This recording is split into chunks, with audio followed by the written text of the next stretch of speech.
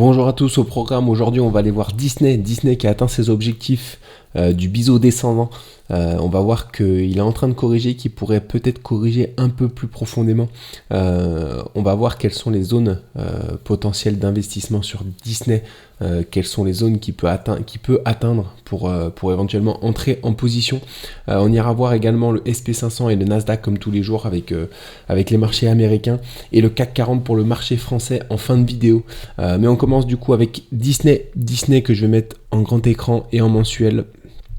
Alors voilà, Disney qui est sur une tendance plutôt très haussière, hein, voilà, historiquement en tout cas. Ici on a calé depuis 2021-2022, 2021 une grosse chute en 2022. On voit qu'on a rebondi sur un support qui a parfaitement joué son rôle depuis plusieurs années, depuis 2014 ici. Donc on a bien rebondi dessus. Par contre on est potentiellement dans un énorme scénario d'épaule, tête et peut-être future épaule. Donc il faudra se méfier si on revient sur ces zones-là. Peut-être qu'on peut repartir complètement à la hausse, mais voilà, c'est un scénario baissier qu'il faut garder en tête, en tout cas sur Disney à long terme, en tout cas. Voilà, méfiance quand on arrivera un peu, si jamais on y arrive un peu plus haut là, il faudra vraiment se méfier. Après, on peut également faire une figure, ici on commence à la voir en mensuel, une figure de retournement haussier qui peut nous laisser entrevoir des objectifs bien plus hauts sur Disney. Donc vraiment, ça va dépendre de ce qui se passe en ce moment sur Disney. Son futur en tout cas, le futur de l'action Disney dépendra de ce qu'on va faire ici dans cette zone. Donc voilà, si on passe le graphique en hebdomadaire, en hebdomadaire, du coup on voit très clairement ici qu'on a rempli les objectifs de ce biseau descendant. Ici on avait un parfait biseau descendant, on a cassé par le haut, on est venu faire un pullback, un throwback plutôt. On a atteint parfaitement du coup les 117,80. Voilà, donc ici on a rebondi sur une zone de résistance, voilà, qu'on peut identifier ici, qu'on avait déjà atteint ici. Donc potentiellement, voilà, c'est ce que je vous disais en mensuel, potentiellement on peut vraiment revenir chercher ici avant de repartir vers le haut. Voilà, donc on va aller voir en journalier, voir quelles sont les zones potentielles de rebond sur Disney à court terme. Alors en journalier, on voit qu'on a un immense gap ici. On voit qu'on a un immense gap, donc vraiment c'est ce que je privilégie en tout cas. Une zone ici, en tout cas un comblement de ce gap, avant éventuellement de rebondir, un comblement au moins partiel de ce gap. Donc voilà, on aura une belle zone de support ici. Et encore une fois, si on veut venir faire l'épaule tête et future deuxième épaule, on a une zone qui est beaucoup plus basse, qui est ici. Alors je vais la tracer. Voilà, elle est ici, c'est les 80, du coup les 89, 90. Voilà, c'est une seconde zone qui correspond également à une ancienne zone de support ici. Donc voilà, c'est vraiment le scénario catastrophe si Disney venait à corriger plus amplement. Voilà, on pourrait revenir jusqu'à ces niveaux-là avant éventuellement de repartir vers le haut.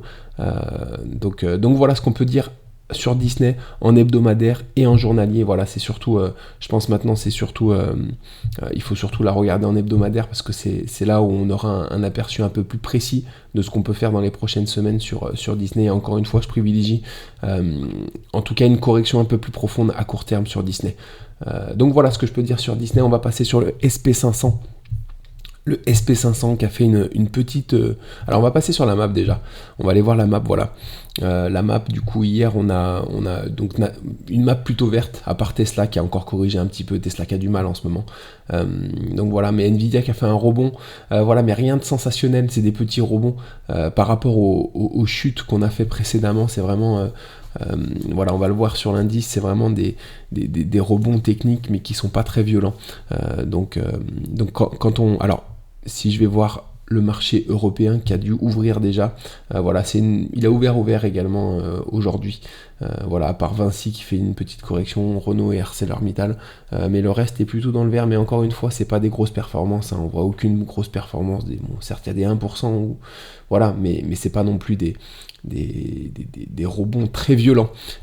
Si on passe sur les graphes, alors le SP500, je vais le passer en daily et en gros plan. Voilà, on est toujours comme je vous le disais les semaines précédentes, dans ce scénario de biseau ascendant ici, avec une zone de support ici et la zone de résistance ici. L'objectif est toujours ici au 4712. Cet objectif est atteint 63% du temps, donc c'est vraiment la zone qu'il faut privilégier sur le SP500 d'après moi, et elle correspond également à cette zone, à cette ligne de résistance ici, pour une éventuelle future épaule, tête, épaule inversée. Donc voilà, d'après moi, je pense qu'on peut revenir sur cette zone-là, du coup dans ces zones-là, avant de repartir vers le haut pour atteindre les objectifs de la grande figure d'épaule, tête, épaule inversée, qui sont les 7710. Mais voilà, on est toujours ici en direction de l'objectif.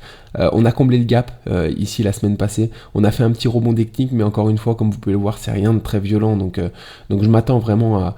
Bon, on peut faire un rebond un peu plus grand. Mais voilà, mais à terme, je pense vraiment que ce qu'il faut privilégier, c'est cette zone-là, des 4712 ici, qui sont atteints dans 63%. Et là, on aura vraiment des belles opportunités sur les actions pour rentrer en position et pour éventuellement faire de beaux futurs gains, surtout si on va atteindre des objectifs de la grande figure qui sont les 5710 sur le SP500. Donc voilà pour le SP500. Pour le Nasdaq, je vais pareil le mettre en daily et en gros plan.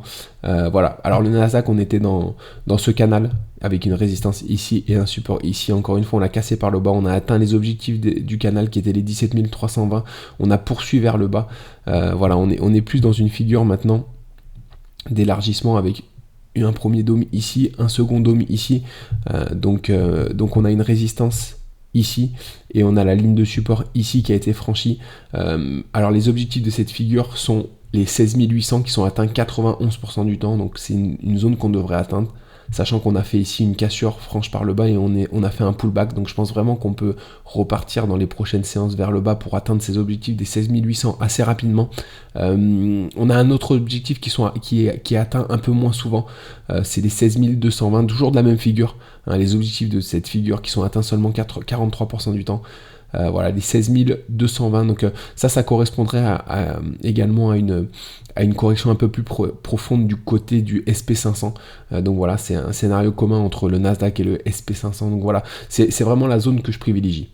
C'est vraiment la zone que je privilégie, sachant que c'est également une zone de support qu'on a déjà testé par ici et ici également. Donc voilà, on n'en sera pas loin en tout cas de ces anciens. Alors c'est pas les plus hauts historiques, hein, mais c'était un sommet de marché en tout cas qu'on avait fait ici. Donc on a une zone ici sur laquelle on est susceptible qu'on est susceptible de revenir chercher. Donc voilà ce que je privilégie en tout cas. Bien sûr les 16 800 dans un premier temps, mais vraiment je pense qu'on peut revenir à terme sur ces zones-là. Donc après avoir on descendra pas tout droit d'après moi, on peut refaire un rebond ici, revenir chercher cette zone de résistance, cette ancienne zone de support qui va devenir résistance avant de repartir vers le bas. Mais voilà, mais je privilégie pas en tout cas un rebond immédiat vers le haut. Voilà, même si ça reste des points d'investissement intéressants en ce moment sur le SP500 et le Nasdaq, parce qu'on a quand même fait une belle correction en ce moment. Donc voilà, il faut surveiller les éventuelles actions qui sont sur des zones de support qui peuvent rebondir ou voilà, qui donnent des belles configurations. Mais voilà, sur la plupart des actions, je vois encore une correction un peu plus profonde qui arrive. Donc voilà, sachant qu'il y a pas mal d'actions qui ont cassé par le bas leur support récemment. Donc on va suivre ça en tout cas, on va suivre ça. Si on va voir le CAC 40, c'est à peu près pareil, je vais le passer en daily, en gros plan. On est sorti de cette figure d'élargissement ici. On refait un pullback, on l'a réintégré en tout cas. On l'a réintégré. Quand je passe en 1 heure, c'est en 1 heure qu'elle est plus claire le CAC 40. Voilà, on avait fait une semi-rotation ici qu'on a cassé par le bas, du coup qui nous a fait, on avait 65% de chance ici de casser cette figure par le bas d'élargissement, ça a été le cas. On est revenu du coup combler ce gap ici, et je vois ici qu'on fait une poussée mais qui est pas énorme. Donc vraiment ce que je privilégie, c'est de nouveau une cassure par le bas pour éventuellement atteindre les objectifs de la figure de cet élargissement qui sont les 7712, pardonnez-moi. Voilà, j'ai repassé en journalier. Voilà, c'est les 7712 qui sont atteints 64% du temps. Donc certes, on a bien réintégré la figure ici, mais voilà, je vois pas de mouvement, en tout cas très important pour le CAC 40, et je vois pas vraiment une reprise pour le moment importante. Si jamais on passe ces niveaux-là, des 8132, il faudra se poser des questions, parce que là, on aura peut-être potentiellement un scénario de rebond et de reprise haussière.